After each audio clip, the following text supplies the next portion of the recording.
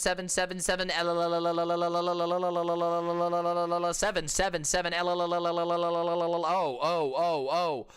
There we go. Dick and balls.